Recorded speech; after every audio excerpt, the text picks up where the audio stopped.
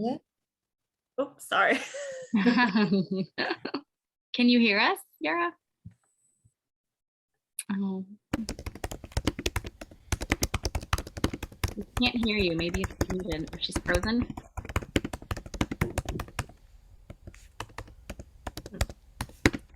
Maybe she'll pop back out and pop Yeah, I back was in gonna say again. maybe pop in and out.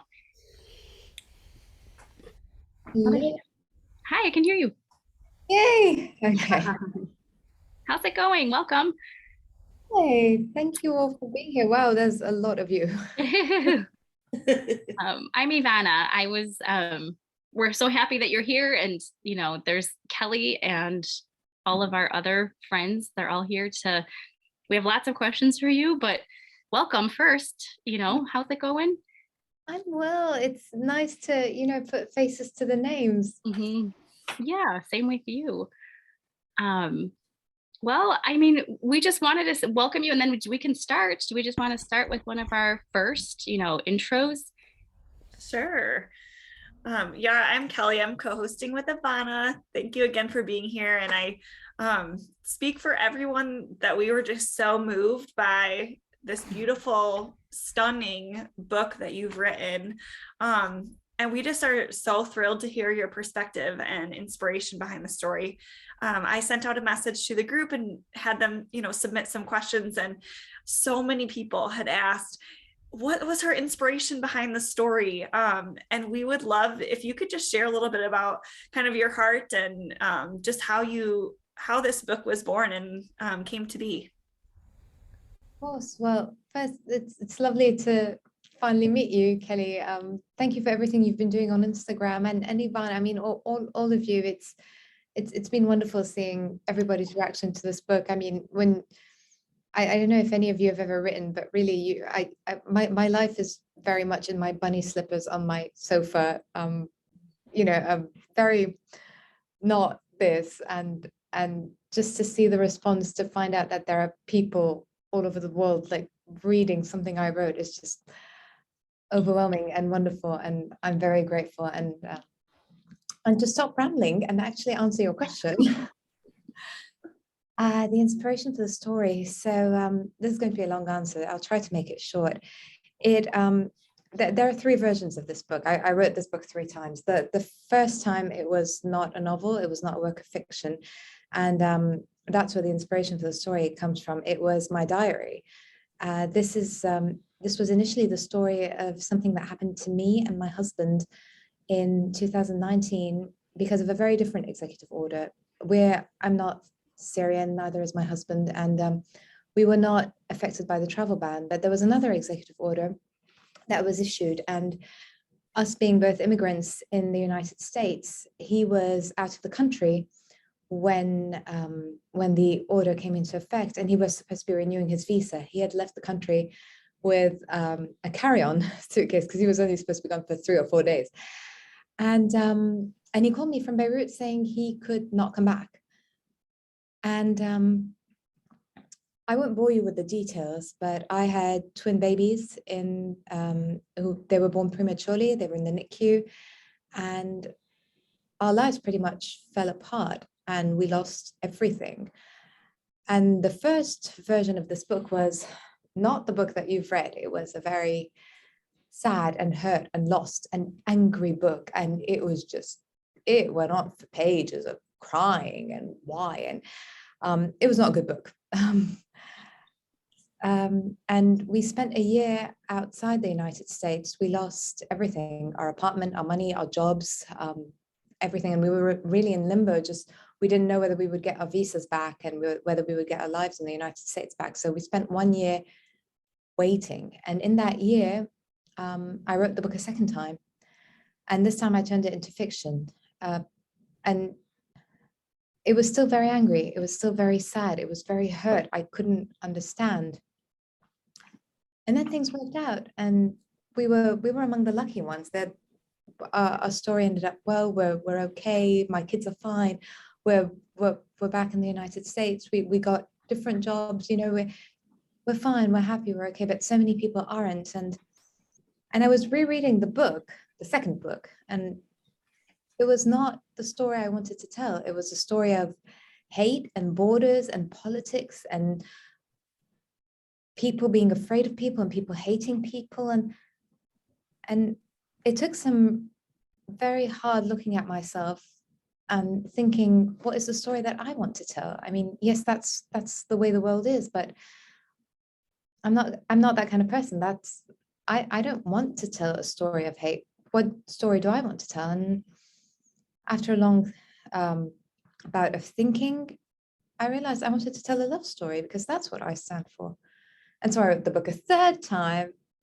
And the third book is about what I really believe in, which is love that is bigger than borders, and that is bigger than hate, and that is just so much stronger than anything you can write down on a piece of paper and enforce. And it's about hope, it's about home, and I hope it's about, and I hope that's the book that you finally got to read. Sorry, I told you it was going to be longer. No, don't We have apologize. time. That's beautiful. And we are so thankful that you are just vulnerable and willing to share your story on a personal level, in addition to your writing in fiction. And everything that you hoped your book would be, I think, came through beautifully. Just before you popped on, we were talking about how we felt like you did such a good job just avoiding the political situation, just kind of keeping that almost as, I don't know, just in the backdrop a little bit and not center stage, and just focusing on the people and how it impacted them. And I think that was really well done. Well, thank you for saying that. You know, it was a very deliberate choice. I read somewhere that I think it was Anton Chekhov who said that. He says that politicians use words to tell lies. What was it? No. Okay, I'm going to completely misquote him, but basically he's saying that storytellers use fiction to tell the truth, and politics comes and goes, and people come and goes, and people come and go. But what stays is these values that connect us. And I mean, presidents come and go, everything comes and goes. And I wanted to write something that would still mean something several years later, you know? Yeah, absolutely. It's very impactful. And I feel like everybody felt everything that you're saying. And just to know that it started as your story, completely, I don't know how I can get past a 5-star, but I mean, it would be like 1,000, you know, it's just so nice for us to hear that. I feel like not many people know that. That's really special. Well, I thank you for listening to my story and for reading it. And I have to say though, I'm not special in any way. This is not just my story. It happened to so many people, and we're the lucky ones, you know. I mean, we're fine. There are so many people who aren't, and I think they're the ones who need to be that we need to keep in mind when we read stories like this. Beautiful. Well, the next question that everybody was just dying to know is more about your writing process and your editing, and how did it come into the final format? And it's so lyrical and it's so beautiful. And I mean, are you a poet? Were you a poet first, an author mixed in with that? Just everybody was blown away by the writing. And I mean, it takes your breath away, literally. And some people listened to it as an audio, and some of us read it through the book, and everybody got sort of the same feelings, you know, that came through. Well, that's a beautiful compliment. Thank you. I am not a poet. I've never taken any creative writing course. I didn't study literature. I read. I love to read. I'm very lucky. I grew up with books, and I still live in books.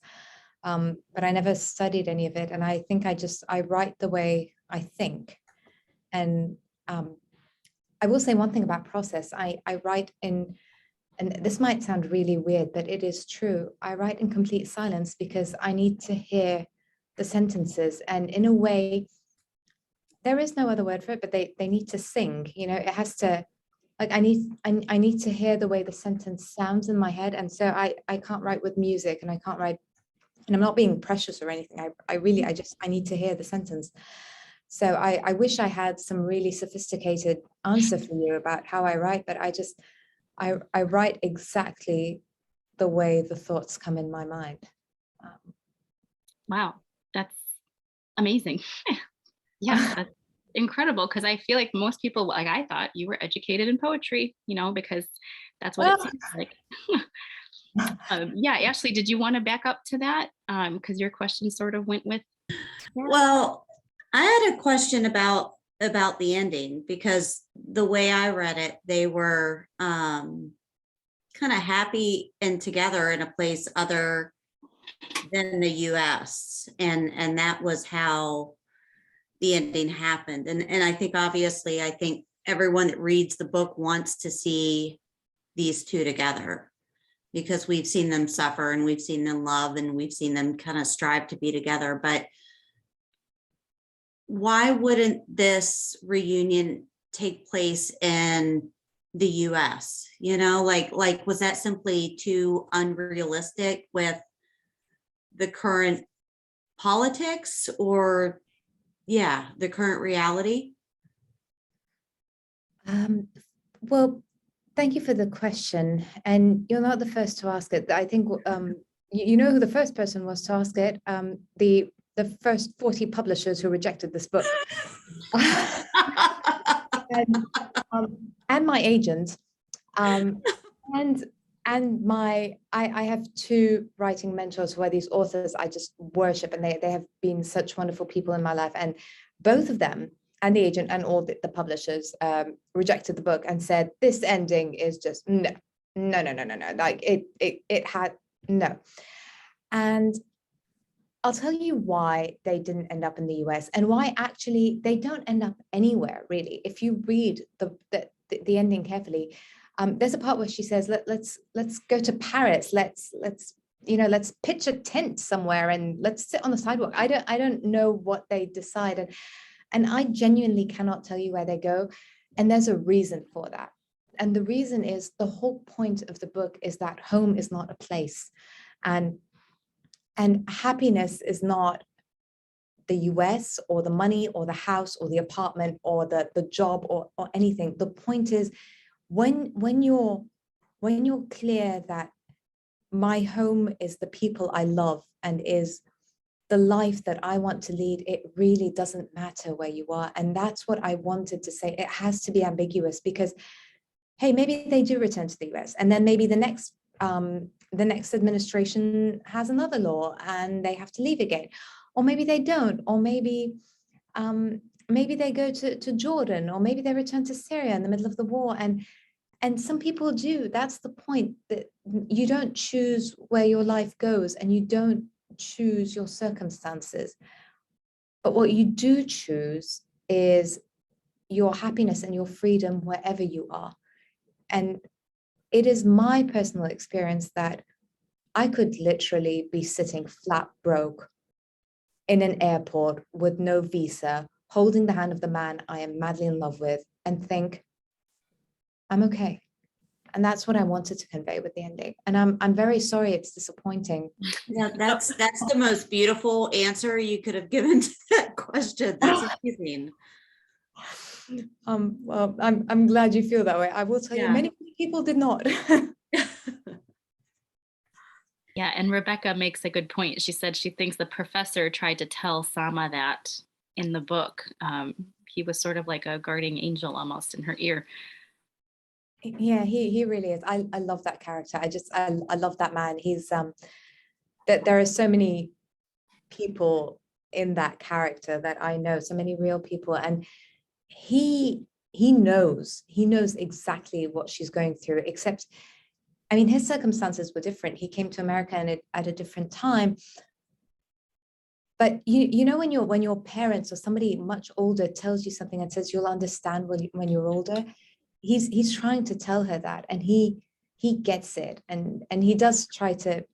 He's in a way the father that she doesn't have in the United States, who sort of holds her hand and walks her to that conclusion. Yeah, he's one of my favorite characters. Well, that's lovely. Do we want to move on to Jenny? It was a question about the early labor and life stopping. Let me see if I can see where Jenny is. Oh, I see Jenny. Hello, Jenny. Hi. So my question was, when Sama went into early labor and life just kind of stopped, she was like living in the hospital. She can't find Hadi, all that. The emotions were really real and vivid and everything. Was that hard for you to write? Obviously, if you said your twins were in the NICU, so there was some personal experience there. That was both extremely hard and extremely easy to write. It was, every word of that is true. I know exactly what she felt. I know every single scene in that NICU. When she's putting her hands on the incubator and you can't touch your baby and you just want to hold your baby and say, hey, I'm here, I'm okay. And maybe your child is deaf because they're born, or premature children, you don't know if their organs are developed. Maybe they can't hear you. Maybe they're losing body temperature. Maybe they're, all of that is, it was very easy to write because it was like, it's like you telling me what you had for dinner. But it was also extremely painful to write. And I actually, like for context, since we are chatting, I spent almost 3 months in the hospital with my minis, both before they were born, because I went into very, very, very early labor, and it was a process of every single day, just stay inside. And then after they were born, so it was a 3-month process, a little more actually, for me. Yeah. We were all dying to know, maybe we could just throw it in here now. Was it her baby that suffered in the end with the alarm and losing, oxygen, or was it somebody else's baby? Because we're sort of debating. Oh no, it's somebody else. So she thinks it's her baby and she's running and she's going crazy. And then she realizes it's another room. And then there's this mixed moment where on the one hand, immense relief, like, oh my God, not my baby. But on the other hand, it's, wait, this is someone else's baby, and how do you even react in such a situation? But it's not her baby. Okay, that scene, if any other drivers saw me in my car listening to that, I was like, they were gonna just it was a mess. Everybody, we were all messes. It's just really, my next book is going to be a comedy. I'll work on that. That's what we appreciated the most. I mean, really. If you want, Lyndon, I think Lyndon and Abby sort of had a similar question about the novels of your youth and how I'll let Lyndon and Abby speak if they'd like to. Ivana, and thanks, Yara, for joining us. So my question was, sorry, I'm just looking at my phone here to remember what it was. Which novels of your youth or present day inspire you and make you excited to read or inspire you to write? I'm just kind of curious as to what you normally are drawn to, I guess, in terms of reading. Oh my God, how much time do we have? I read a lot, and because I oh dear, where do I start? Okay, I'll tell you about the books that I take with me, that have traveled with me for years and years and years. Like I will forget to pack my underwear in a suitcase, but I will not forget to take these books. I love Albert Camus. I love his notebooks. Ernest Hemingway, A Movable Feast. That book is like the Bible for me. Who else? Let's see. I read a lot of poetry. I love Rainer Maria Rilke. I think I can safely say Rainer Maria Rilke saved my life several times. The greatest writer of all times. Like, I carry all the volumes. She has a thick volume of her collected works that is possibly 5 kilograms, but I take it with me whenever I travel anywhere. Like if I move, and her name is Mavis Gallant. She's not a very well-known author, but the way she writes about people and the way she she's the writer who made me want to become a writer, and also who made me despair of ever being a decent writer, because I don't think anybody can write like her. Let me think of somebody more contemporary and more concrete. I'll tell you who. Do you know Michael Ondaatje? He wrote The English Patient, but that's not all he wrote. I mean, he's most known for that book, but okay, here we go. Very, very long answer to your short question. I need to stop rambling, but just this one because I really love the story. So I always wanted to be a writer, and I've always loved books, but like in my life and in the world that I come from, that's not a real job. And like you don't become a writer. Okay, it's cute that you write, you know, in your notebooks and, you know, with a flashlight under the covers, but that's not a job.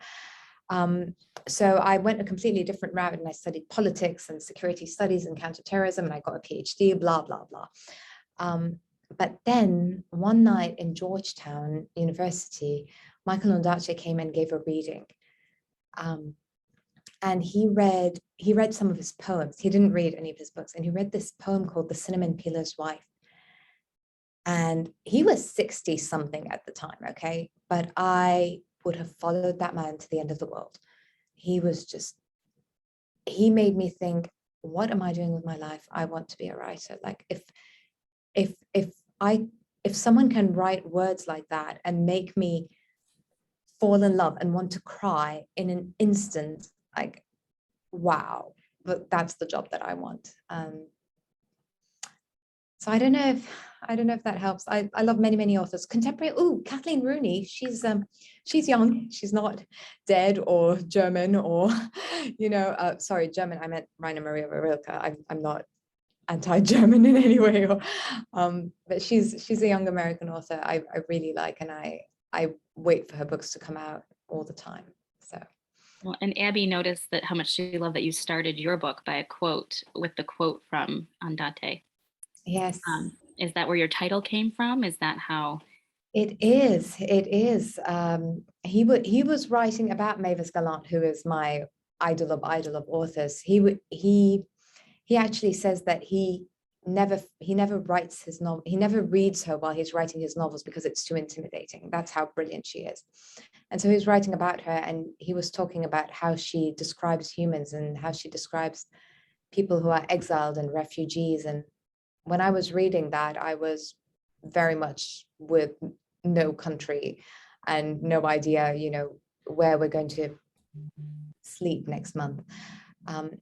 And he was writing about refugees, and he said, with no land to light on, they look forward with afraid hope and back without nostalgia. And I thought, wow, to be able to still have hope, not become a cynic, like actually hope for the future, not stupid hope, not Hello Kitty, la la la, life is beautiful hope. No, you know that life is hard and it hurts, but you can still have hope and be able to look back at your past and not have nostalgia.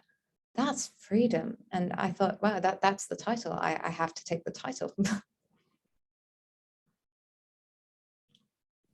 Well, it turned out perfect. That was, you know, that was perfect. And, you know, in the beginning, I have to admit, and this is such a blunder, and I'm an English teacher, and so it's extra embarrassing that I was flipping the words around a bit to say like no light to land on, but then no land to light on.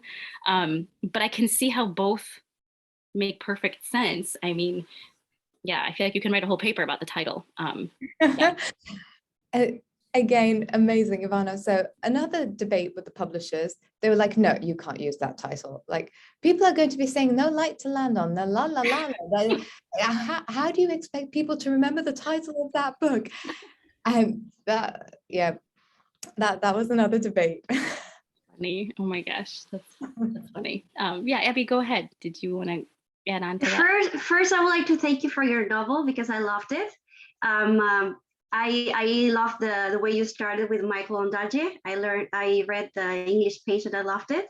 I'm an immigrant. I'm Mexican living in the United States for 2 years. My husband and the whole family were now our citizens, but they were refugees. So I connected so much with this story because it helped me to understand. You know, they were living there the war, and there are things that they don't say. So this helped me to understand. And well, we already heard about your favorite books and authors. That was one of my questions. And now I would like to ask you, how's your experience being a writer from a foreign country? Thank you for telling me about your story. It makes me very sad to hear about other people's suffering, but also makes me feel very happy. I think it's incredible when you can read something and just feel understood. I can think of so many books that I've read by authors who have died or who were definitely not thinking of me when they wrote the book, but I thought, they get it. And it's a wonderful feeling. Thank you for giving me that. As to my experience being a writer, you mean being a writer in English, or do you mean being a writer in America? Yeah, how's your experience as a writer in living in America, being from Lebanon?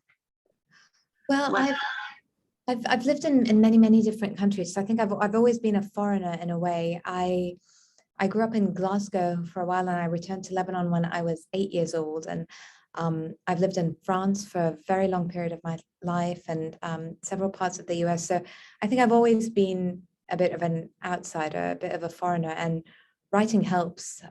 It helps you just pour out all the emotions, just put everything on a paper, and everything you're feeling, and just see it and understand it.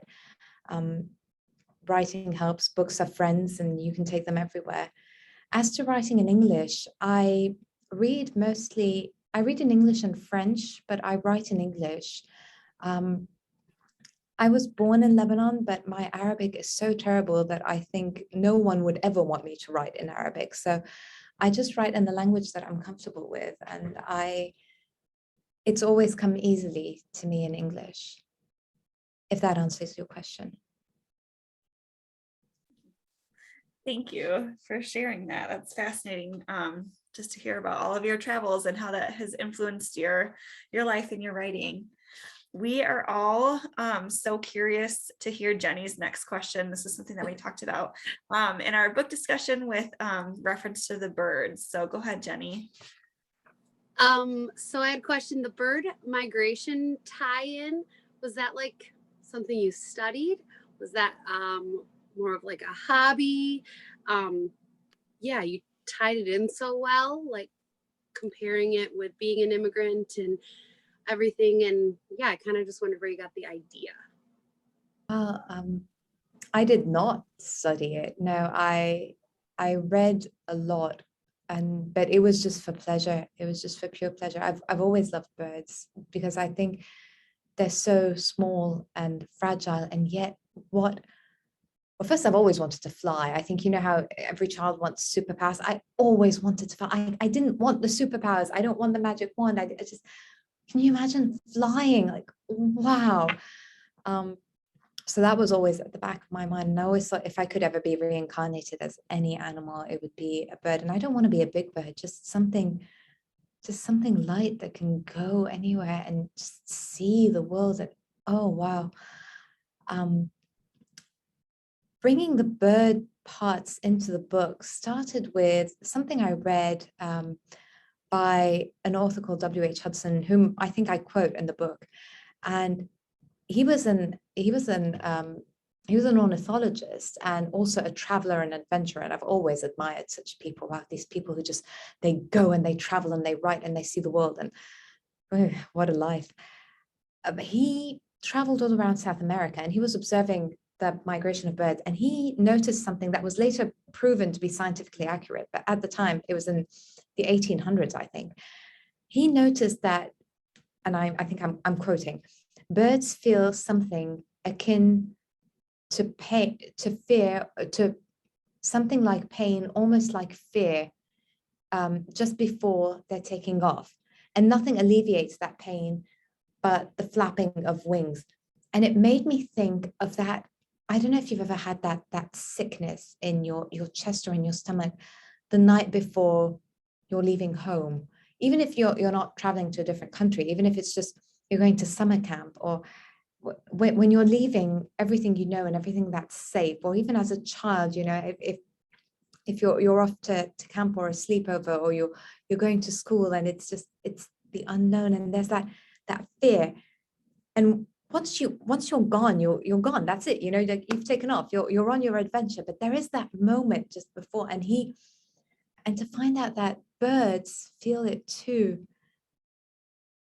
and that they're brave enough to still go anyway. I thought that was incredible, and that was the starting point for me with the birds. Like once I saw that analogy, there were just so many others. But there were so many similarities. I had to stick them into the book somehow. Yeah, that was the exact one that you just brought up that we had talked about in our group discussion, just how incredible that is that the birds feel that, and just how it related to the journey here in this book as well. It was just so well incorporated, like seamlessly throughout the novel. And I wouldn't call myself like a bird lover, but I was like here for the birds. I'm like, oh, the birds again. I just wanted more of them. So that was so well done. Oh, thank you. Yeah, the bird part is just, it's mad, isn't it? Every time I think of it, I'm amazed. And wow. Yeah, they're just fascinating creatures. And the other one that I really love is when studying the migration of birds, like, yes, there are birds that they travel for food and for security and all these other reasons, but some birds just go. And I think one of the examples was this bird that travels along the same latitude from Japan to some other part in the middle of Asia and back. And there is no difference in climate. There is no difference in food, no predators they're fleeing. And it seems like it's almost like they're just going for the adventure, and I thought, look at that, bird wanderers. And yeah, I love the birds too. That's great. Sticking with the theme of symbolism, Jessica has a question. Jessica. Well, hi, I'm up here. Well, first of all, thank you so much for coming. And I just thought your writing is just beautiful. I listened to it on audiobook, and that even enhanced the beautifulness even more. So I noticed that you used a lot of descriptions and a lot of colors, so I could like picture what was happening. I don't know if it was just me picking up on this or if you actually did put this in on purpose, but it seemed like you used the color blue a lot throughout the book. And it kept reminding me of the sky and how you talk about the birds and the sky. But I didn't, first of all, was that just my brain picking that up, or is there any kind of symbolism to that? I want to tell you that it was intentional, but it really wasn't. And you're not the first person to pick up on this. I was at a book event last week and somebody else said it too. And I said, and I did not realize I was doing that. I suppose it is, a lot of just sky and air, and I wanted to convey lightness. I do very much like the color blue. I'm more of a white person, but I really like the color blue. There's a book by Maggie Nelson called Bluettes, which made me fall in love with the color blue. And it's just the entire book is just pure poetry, and it's just a love letter to the color blue and just the feelings and emotions of it. So maybe there's an influence of that. Maybe that came through. Maybe. It certainly wasn't intentional, and I hope it wasn't just, oh my God, not the blue again. No. No, I just thought, I heard that, I was hearing it often, and in my mind it was just with the sky, and I don't know. So thank you. I'm glad someone else asked that too. Someone else did, yeah. Well, and Jessica, you also said like the passports are blue, and she had to cross that like blue like tile section when she was stepping out of her room. So when I saw your question, I was like, this is brilliant. Yeah, the blue furniture. There's a lot of blue furniture. The blue plates. That is true. And come to think of it, so this is all real. Like the tiles at the hospital were blue, the couch was blue, the passports are blue. It's a confluence of my subconscious and reality, and interesting. Yeah, I like it. Well, thank you. That's great. Jessica, you always pick up on the most like amazing little details, and that's so fun to see, some of these even unintended things coming through that could be meaningful. So that's great. You know Okay. what? Yeah, if you're interested, I'm working on this new book, and I could use eyes like yours. Seriously, like, wow. Oh, absolutely. Yes, we should talk. It's brilliant. I had not noticed the passports and the tiles, and wow, good catch.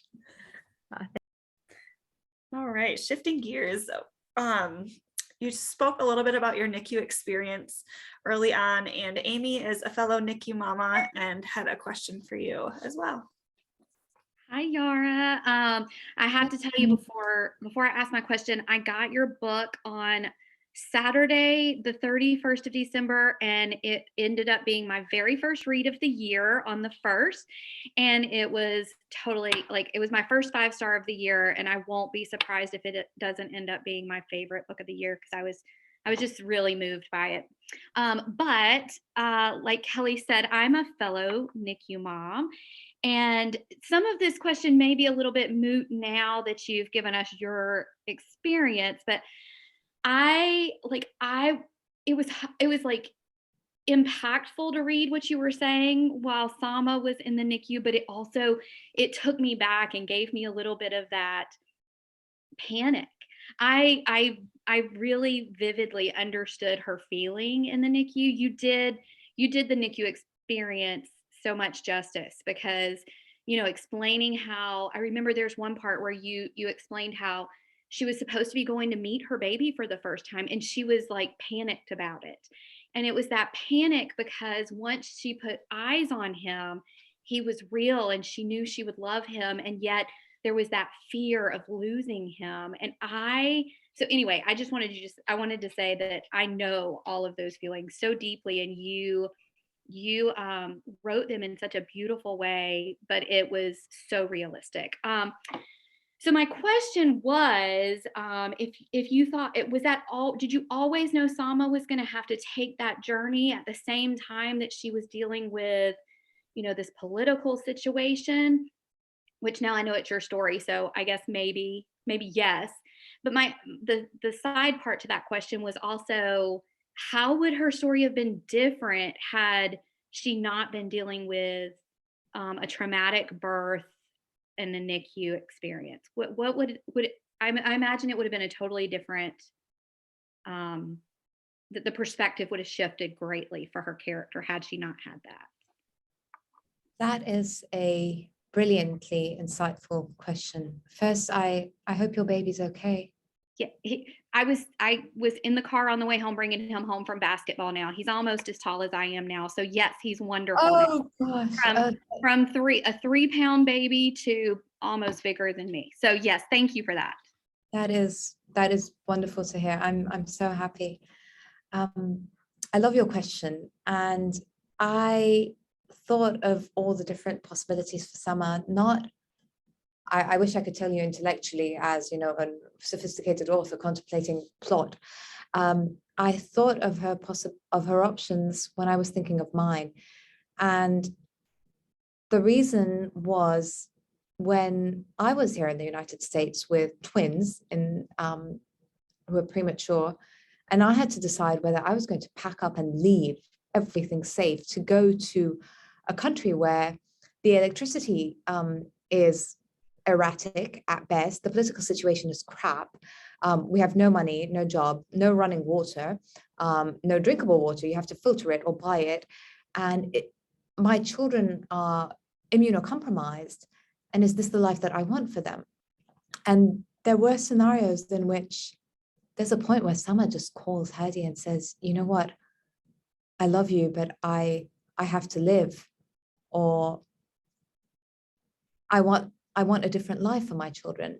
And even if, to your question about what if she hadn't had the children, maybe it also would have been different. Maybe she would have said, hey, I came here, I got this PhD. What the hell am I going to do with a PhD on birds in Amman, Jordan, or in a refugee camp somewhere? Like, what am I going to do with that? You want me to throw my whole life away? And had she chosen not to follow Hadi, I don't know that it would have been a bad choice either. I don't think that there is a right choice, because everything's a decision, and every person has to be free to choose the life that they want. You know, she made a choice. She could have stayed. She could have stayed in the US. She could have returned to her parents' house. She could have met someone different. Maybe he could have met someone different. You know, there's no way of knowing. But there were certainly many other possibilities for her. I agree with you. Thank you. Amy, did you have any other questions right now that you wanted to ask, or are you good? You want me to do that other one? Sure. Okay, sorry. Okay, so I had another question, and it's in switching gears. It's related to Hadi, and he had so much homesickness, and he really, it was such a unique experience for him to be on the American soil, yet having such mixed emotions and feelings about it. And at one point, there's a comment about the US and how it takes a piece of humanity, when what the hope was for it to restore that humanity. And so my question there was, do you think he ended up better off having had a taste of freedom, even seeing how it ended? You have questions that make me think, which is brilliant. Let me give that a thought for a moment. My first reaction is to say yes. And that's just because of the kind of person I am. My brother makes fun of me. He says, like, I should tattoo somewhere on my body, like, always go, because I'm always telling him, like, whatever the opportunity, just go. Even if it's a hard experience, even if you fall flat on your face, even if you go to a foreign country and you don't fit in and it's hard and you're homesick and you will grow because of it, and you will become a bigger and better and more wholesome person than if you stayed in one place.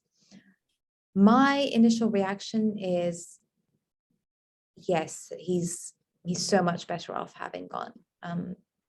If only because he saw a different world. And I've seen people who just live and die trapped in the same world. And I'm not saying like the same place. Like you can live in the same place, but just trapped in the same worldview, and their horizon is just so small, and there's just so much out there, and you only have one life. Go. Yeah. So those are my thoughts, but that's just my opinion. I mean, it's not an educated response in any way. I love that, because we lived in Europe for years, and we lived in Asia for years, and so I love how you answered that, because I would tend to agree. Thank you. Well, thank you for your questions. You make me think. All right, go ahead, Melody, you're up. Hi, Yara. Thank you so much for writing a book that makes me think. And I got really pretty angry.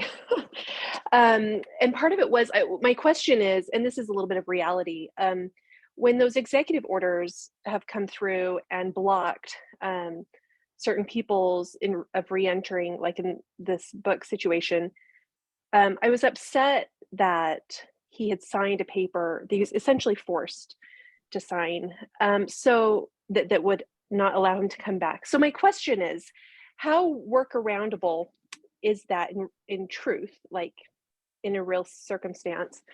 And a follow-up question to that is, how do other countries, like where Hadi was, handle these, I guess, refugees that cannot re-enter the United States? Like, how, I don't want to say easy, but what's the reality for those people that are now homeless because of, say, a potential executive order that's happened? I'll give you the best answer I can with the information I have. How real everything in this book is double and triple and quadruple fact checked, and I ran it by the the American Civil Liberties Union, and they were really wonderful and very helpful. They read through everything, and I also ran it by the UNHCR. I have two friends who work there, and they ran it by their lawyers. So in terms of the accuracy, this is exactly how it happened. And these are the situations that people were put in. In terms of how workaroundable is it in real life, in the chaos of these situations, and again, please just take this with a grain of salt. This is just my experience. I'm no expert. I'm basing this off of my own experience and based off what I heard from other people. You don't have a choice, even if there are, laws and tiny caveats and, like the subheading where, yes, but if that person has this visa, in a situation where you're being handcuffed and dragged into a room with no windows and you're panicking, first of all, the officer is not calm and quiet and reading every single bit of fine print. They are not doing any of that. And you're panicked and a lot of mistakes happen.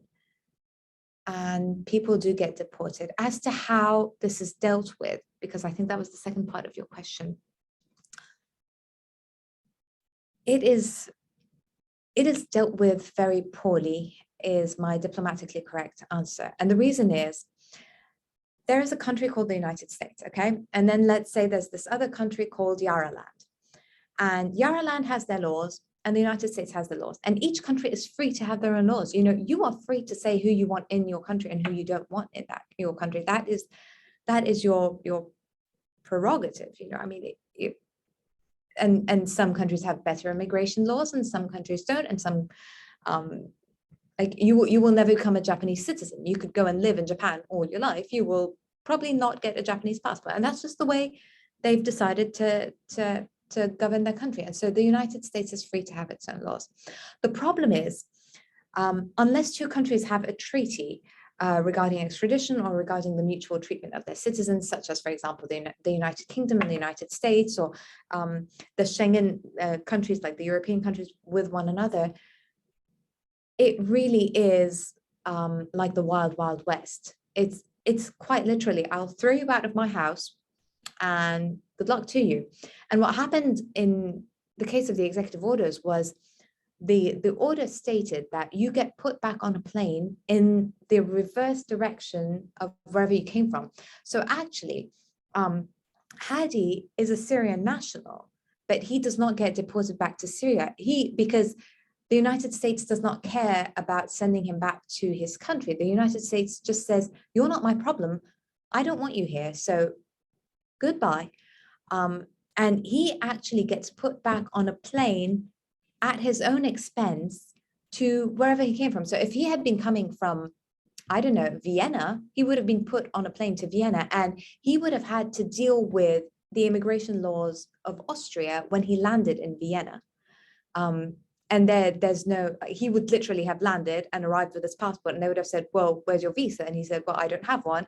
And then it's this chaos of people seeking asylum, people, I mean, you I don't know if you follow the news, but the refugee crisis in Europe is quite literally that. It's people showing up with no visa to enter, but nowhere to go back to. And the country that just sent them there says, hey, they're not my problem. And the country that's receiving this says, what do I do with these people?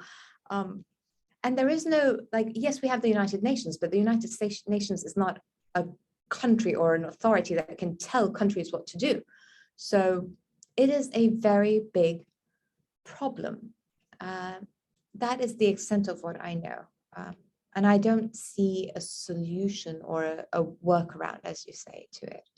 That's why so many people just fall in the cracks, people in boats in the Mediterranean who can't land in Italy, but they can't go back. So, yeah. Yeah, that's what I felt like you portrayed in this book, just this complete loss of where to go. I appreciated, your answer. Thank you.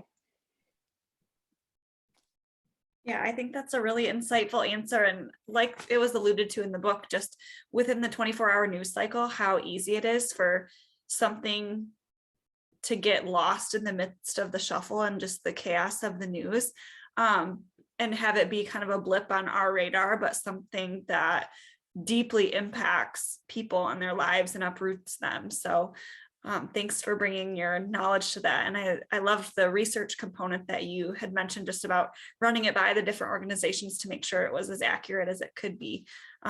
So that's really interesting. Brittany has a question.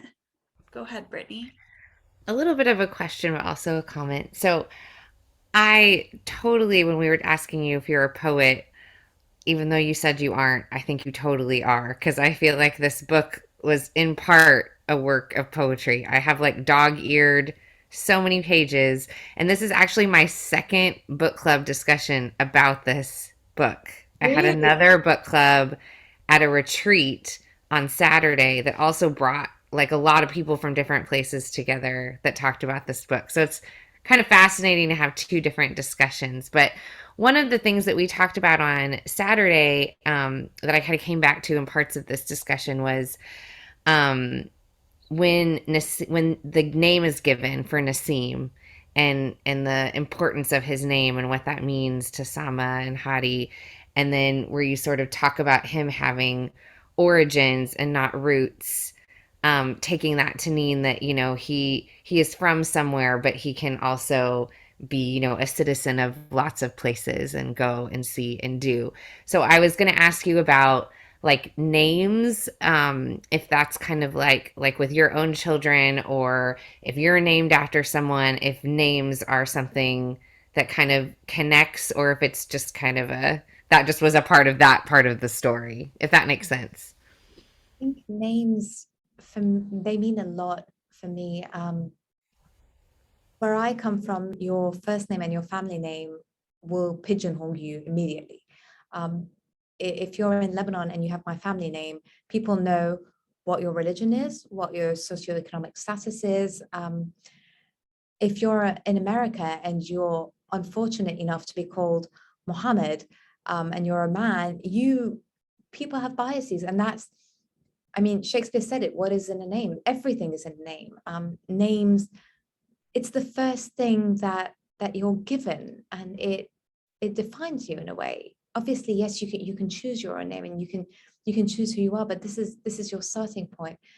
I was very particular about every single name. So Sama means sky, and Hadi means steady, and it was meant to reflect their personality. Sama is all about the freedom and just going and embracing life, and Hadi is very much attached to his nation and his and the land. So there is something about the steadfastness of Hadi. And Nassim is freedom. I wanted a word that would mean this boy is free, even if, you know, even if he's uprooted from the country where he was born, even if his parents are scared. I did want that. And I was also very particular in the naming of my own children. I did not want to give them names that would label them or trap them, or I wanted them to have names that they could take everywhere. And I think I'm lucky with my own name too, because you asked about my name. Sorry, oh my gosh, I realized I've been talking. I'll wrap this up. My name is, I was named after a song by a singer called Fayrouz. She's a Lebanese singer, and it's a beautiful song about a girl called Yara, who is who's rocking her younger brother while the bombs are falling down. And I was born in the middle of the war, and I do have a younger brother who died, and that was probably prophetic. But Yara is dreaming, dreaming and singing lullabies, and she's in her own beautiful world, even as the bombs are falling. And I've always thought that just gorgeous, you know, that. So I've sort of carried that with the name. Does that answer your question? Yes, it does. It sparked a lot of conversation. We talked about the importance of names and some of the same, like where our names came from and why we named our kids certain things. And so because we felt that in the book, that like it was a not a heavy piece, but an important piece, that the names were important, and thinking about the importance of names in all of our lives is just an interesting, it's an interesting thing to hear about. So thank you for answering that. All right, Amy, go ahead with your question. Sorry, I'm back again. Do not apologize. I love it. I could talk ad nauseum about this. I love the book. I love hearing everything you have to say. But I was kind of shocked in the beginning when I was driving in my car and I was listening to you say how the story was born out of experience, and that the first and second the second passes of the book were both filled with so much anger.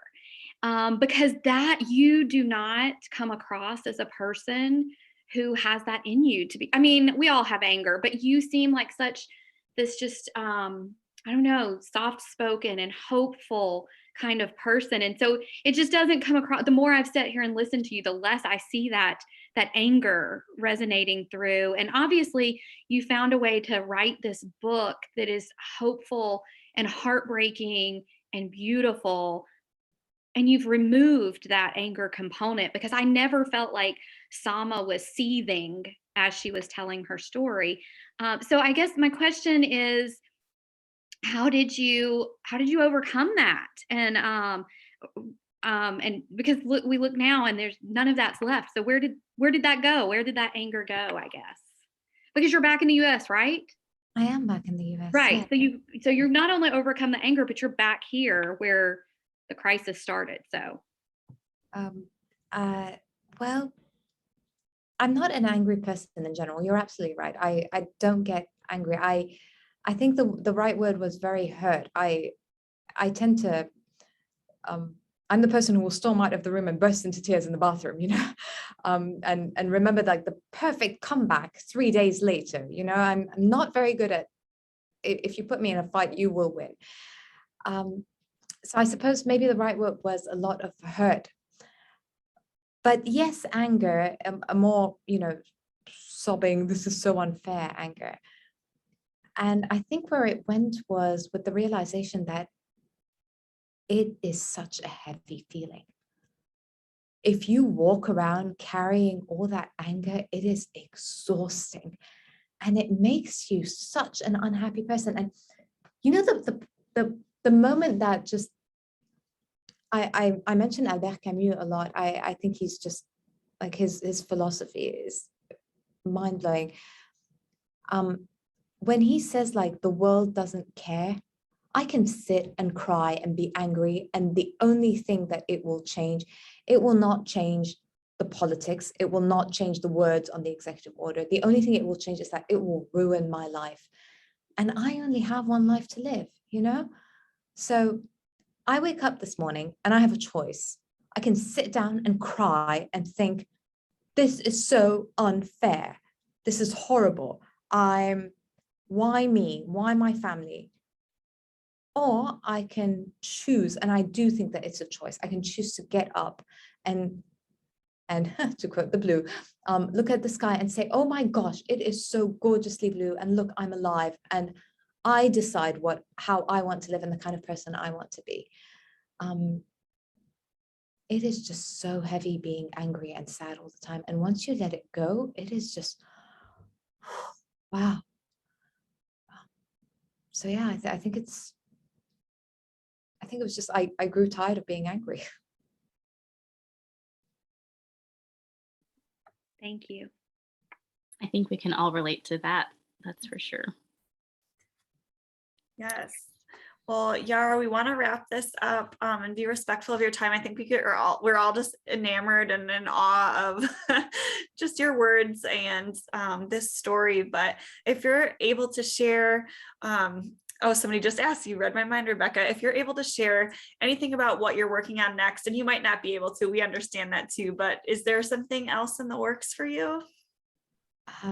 So I can't share too much because so I'm under contract and the contract's been signed, so it's happening.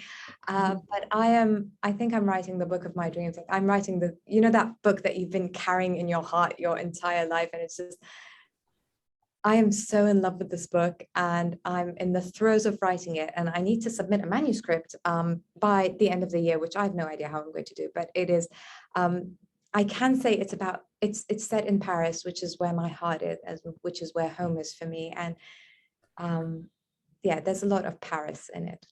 So I'm sorry, I'm not intentionally being cryptic. No, we understand you're not able. Yeah, we understand you're not, you're not being intentionally vague. It's just the nature of the publishing business, and we understand that you're not able to share. And we're just thrilled to know that something else is in the works. And I can speak for everybody. I think that we're thrilled that just to know that something else of yours will be out in the world at some point. Well, thank you. I now I have to write it, but yeah, thank you. I think that I'm so in love with this book if I can actually put it on paper. We believe in you. You got this. Oh gosh, thank you. Should we take a picture if people have their book, or if you have it like on an audio or something? I would love to. I don't feel like our usual photographer is here. Oh yeah, Kirsten isn't here. She always takes our screenshots. Does anybody know how to take? I can do it. I can do it. Thank you.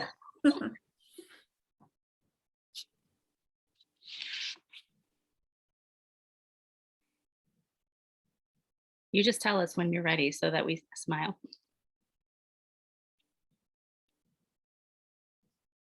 You're muted. Are we good? Okay, I'll do it again, but I did. Okay, Oh, yeah, but let me perfect. do it again. I can do it one more time so you can hear me this time. Okay, ready? 1, 2, 3, smile. Okay. Thank you. Oh, Yara, thank you so much. This was the best. I think everyone is just beyond delighted. I had a lovely time. Thank you so much all for being here. This was fun. Oh. Yeah, we'll continue talking about your book until we're blue in the face. So we appreciate it, and we hope you have a restful evening, and thank you so much. Thank you. You guys as well. Thank you so much for having me. Bye. Thank you. Bye, Thank Yara. you, Yara. Bye, everyone.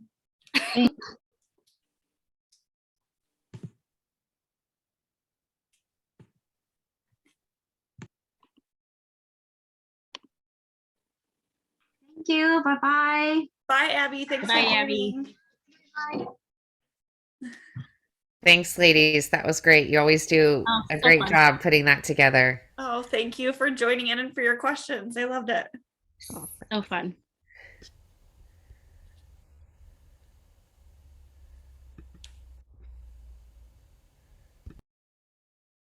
Oh, that was so good. Oh my, Yeah, I love her. Like, I want to hug her. I know. Okay.